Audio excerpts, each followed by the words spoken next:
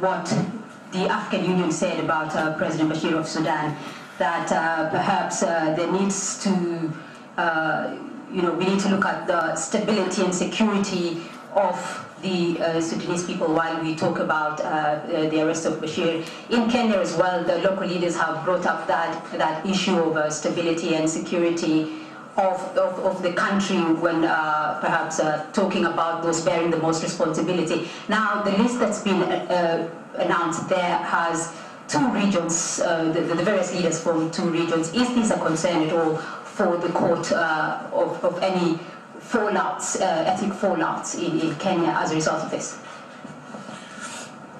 My mandate is more specific. I have a mandate from Kenya and 114 states to investigate crimes and to present cases before the judges. And that I do. Because I respect the other mandates, I was trying to give all the information that the leaders in Kenya needed. That's why I went to Kenya a couple of weeks ago, and I had a meeting with the leaders of the country to inform them in advance what I will do. And so they are responsible for the security and the peace of the country. So they are the men responsible. And they expect their support. So I had to implement my mandate respecting the other mandates. Additionally, the UN Security Council can stop my investigation. So I have a specific mandate. I try to be transparent and clear. I provide information to those who are managing political and security in Kenya, and the Security Council can do it. But my mandate is to do justice, and that's what I will do. We have another question in from Nancy at GBS Television. In case further investigations lead to other names, will you increase the number of suspects? These are our cases. So Kenya can do more justice within the National Tribunal, but these two cases are our cases, and I believe this will be the contribution of the International Criminal Court. More questions from the floor? More questions in from the phone, text? No, I would thank you very much for your presence here. Okay, I have a last question.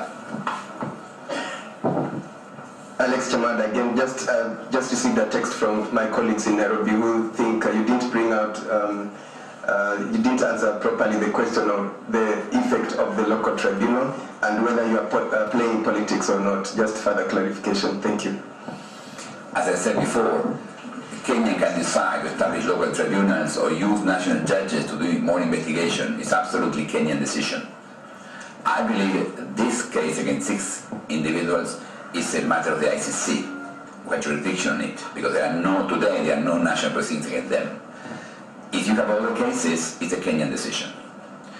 And as I explained before, I have a judicial mandate. My work is to collect evidence, do it in a fair way. I offer those individuals, as Mr. Ruto, who was complaining that the commission in Kenya did not give him opportunity to talk. We receive him in here, we listen to him, and we are also offering the others the same. However, my role is to present my case before the judges, and that's what I'm doing. I think political leaders have to take political responsibilities in Kenya. Citizens in Kenya have a role too, because I believe there are many things to do in Kenya today, not just to justice include to protect the victims. There are still hundreds of thousands of people still displaced with no home. There are still many women raped that need assistance. There are still many people who need healing. And Kenya also is in a process of discussion and healing itself. So I think that here is a role for many other actors. The prosecutor will do cases before the court. The politicians have to do the political work. Thank you for your attention.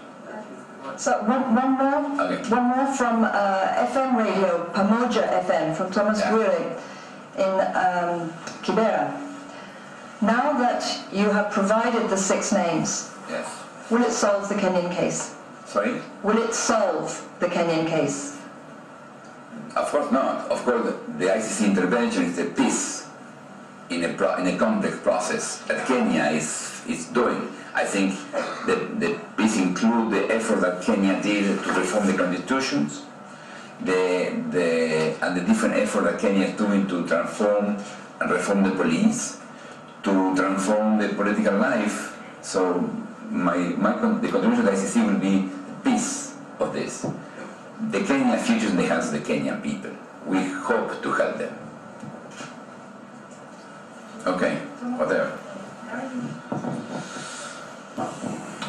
Thank you. Aaron Greylock at Reuters. Just, I know you've been asked a little bit about this before, but Kenya on Monday made steps to set up a new local court.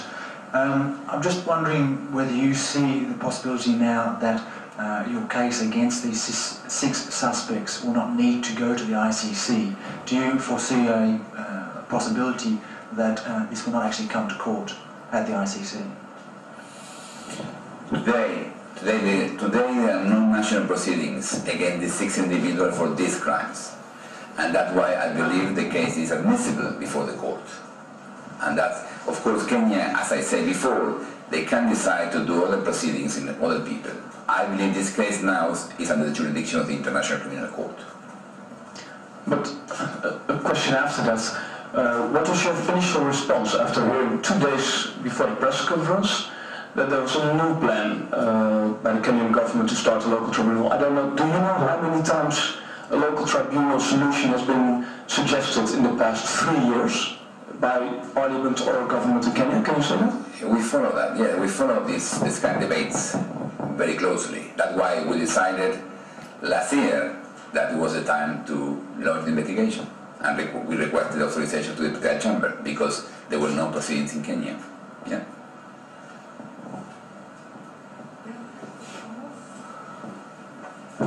Someone wants a clarification from Nairobi. Have you filed the charges or you are merely seeking summons to appear?